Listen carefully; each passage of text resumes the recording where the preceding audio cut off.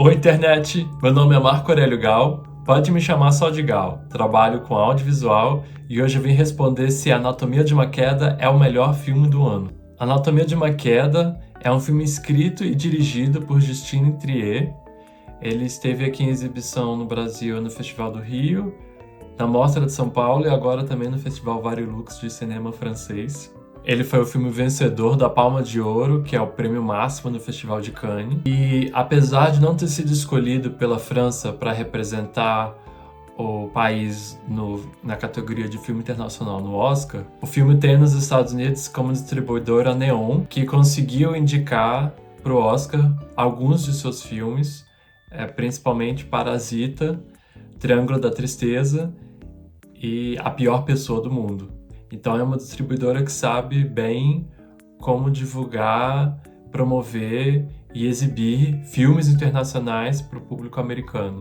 Então tem muita expectativa de que esse filme, embora não vá aparecer na categoria de filme internacional, também possa aparecer em outras categorias na premiação, como filme, direção, roteiro, nas categorias de atuações. Assistindo o filme, eu lembrei muito de Tar, não porque eles têm histórias parecidas, porque as histórias não têm nada a ver, mas porque são histórias com mais de 2 horas de duração, focam mais nos personagens, analisando bem a complexidade de suas personalidades.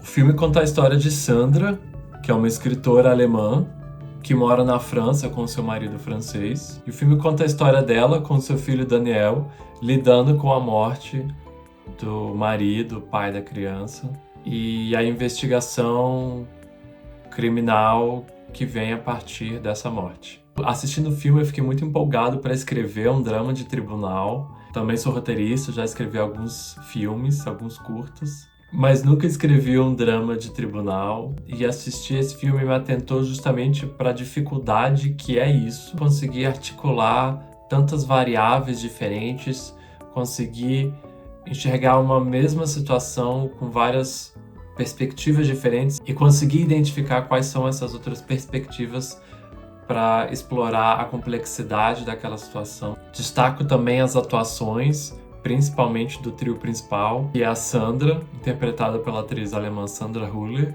que eu conheço do filme O Homem Ideal, que está disponível no Globoplay, o advogado de defesa, que é interpretado pelo Swan Arlaud, e o filho, que é interpretado pelo Milo Machado Graner. Os 3 estão ótimos, entregam grandes atuações, e eles devem aparecer, se não aparecerem, eles deveriam aparecer na temporada de prêmios. E destaco principalmente a direção da Justine Triet. É uma direção muito forte que consegue articular todos esses setores e fazer eles agirem juntos. Inclusive, eu lembro que eu fiquei bem surpreso quando eu vi que ela também tinha escrito, porque entregar uma direção forte já é muito trabalhoso por si só.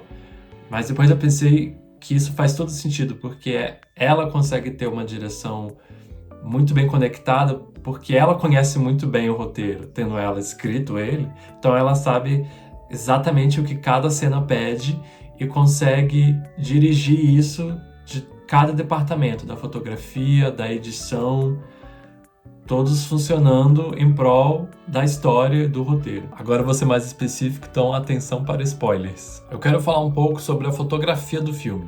Quando a gente está acompanhando a investigação, a câmera volta e meia adota o ponto de vista da câmera dos policiais. Então a gente vê uma imagem com uma qualidade técnica pior, os enquadramentos não muito perfeitos, ou um movimento de câmera que é meio brusco, que é uma câmera na mão só. Então todos esses elementos fazem a gente se sentir dentro da ação, realmente acompanhando de perto a investigação. E quando a história muda pro tribunal mesmo, porque você esperaria que um drama de tribunal, que tem basicamente toda a ação só acontecendo em um único espaço, geralmente sem vida também, e o filme consegue ser muito dinâmico nisso, com a reconstituição com imagem em 3D, a reconstituição com maquete da casa e de como foi o acidente, e a simulação com o boneco, e o filho imaginando como todas essas ações aconteceram. Isso tudo são recursos visuais que potencializam, né, o contar da história. E a fotografia também seguindo sempre esse registro naturalista que está impresso em todo o filme, não só nas atuações, mas também no recurso sonoro.